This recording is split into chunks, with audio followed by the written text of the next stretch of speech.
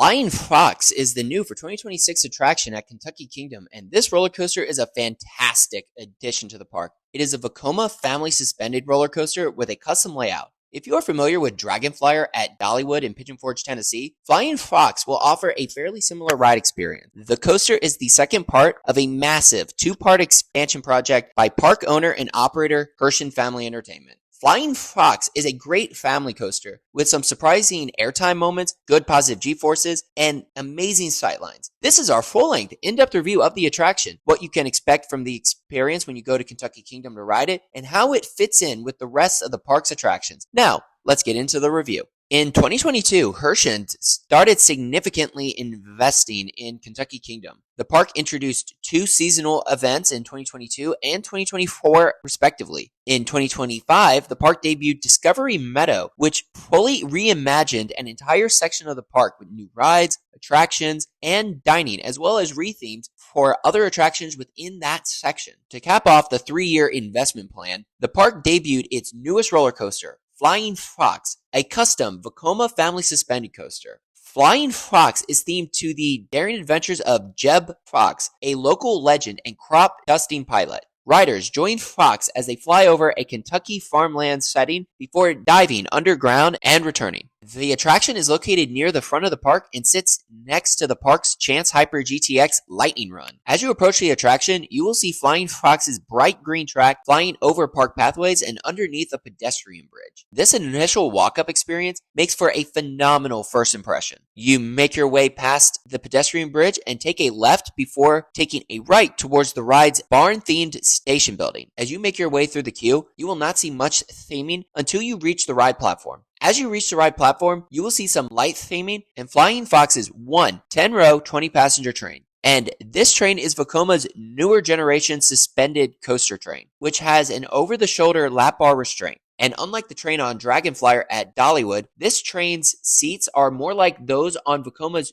newer SLC trains. Once you have boarded the train, secured your restraint, and cleared dispatch, you proceed out of the station into a left-hand turn to begin your ride. You begin your ride with a banked right-hand turning first drop, and this first drop gives a decent airtime pop for those sitting towards the back of the train. At the bottom of that first drop, you rise up into a slightly left-hand banked airtime moment before diving into a left-hand banked turn. You then whip up into a nearly overbanked right-hand turn, followed by a quick dip. You then rise up into a left-hand banked turn before flying through a fairly forceful helix. As you come out of that helix, you rise up into a quick airtime hill before taking a left-hand turn and diving into a tunnel. You then rise into a nearly overbanked left-hand turn into the final brake run to complete your ride. Flying Fox is a fairly short but fun and enjoyable ride. Its first drop has a surprisingly good amount of airtime, and the nearly overbanked turns give good lateral airtime. And the helix has some nice positive G-forces. The forces aren't the strongest, though they are there. What makes Flying Fox unique among other Vekoma family suspended coasters is its original layout. It is great to see some elements that you cannot find on any other Vekoma family suspended coaster, like Dragonflyer at Dollywood. For those who have not done many Vekoma family suspended coasters, Flying Fox's ride experience will be most similar to Dragonflyer at Dollywood. These new age Vekoma family suspended coasters offer some decent airtime pops, good positives, and smooth tracking. While Dragonflyer is one of the better family coasters in the US, one thing that Flying Fox does better is its airtime. And this airtime is varied, which makes it quite unique. Depending on when you visit Kentucky Kingdom, you may see some unfinished work on the attraction, particularly in the queue and station. In the promotional materials, Flying Fox's barn station building is painted red. During our visit, this barn, as well as the queue, still looked unfinished. While the attraction is not quite fully complete, the sightlines and the ride itself look great at the park. Its location next to Lightning Run is quite nice and offers a great contrast as to track colors. Kentucky Kingdom needed an attraction like Flying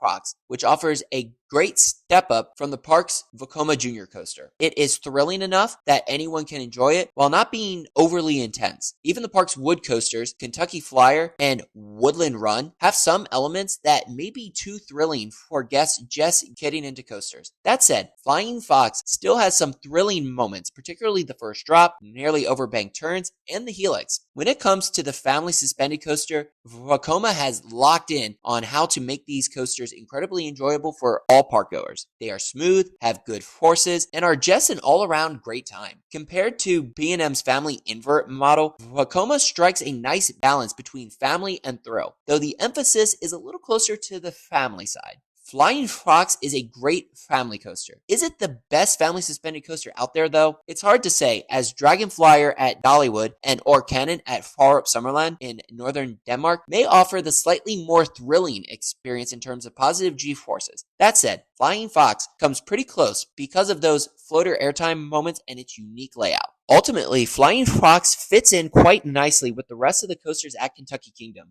It does a good job bridging the gap between the park's smallest, more family-oriented coaster and the larger thrill coasters like Wind Chaser and Lightning Run. While Flying Fox should not be the primary reason to visit Kentucky Kingdom, particularly for first-time parkgoers, it is definitely worth checking out if you find yourself in Louisville, Kentucky. Its ride experience complements those in the rest of the park quite well. For our final score, we give Flying Fox at Kentucky Kingdom a 6 out of 10. It is a fun and enjoyable family coaster and is a great addition to the park. So, let us know in the comments below if you've had the chance to experience Flying Fox at Kentucky Kingdom, and if so, what you think about the coaster. And if you have not yet had the chance to ride this coaster, definitely go out to Kentucky Kingdom to check it out. If you enjoyed this review or are new to the channel, please like and subscribe to the channel for more coaster content like this. As always, thank you for watching and stay tuned for more coaster reviews and amusement park content coming soon to Coaster Adventures, and we hope to see you in the next one.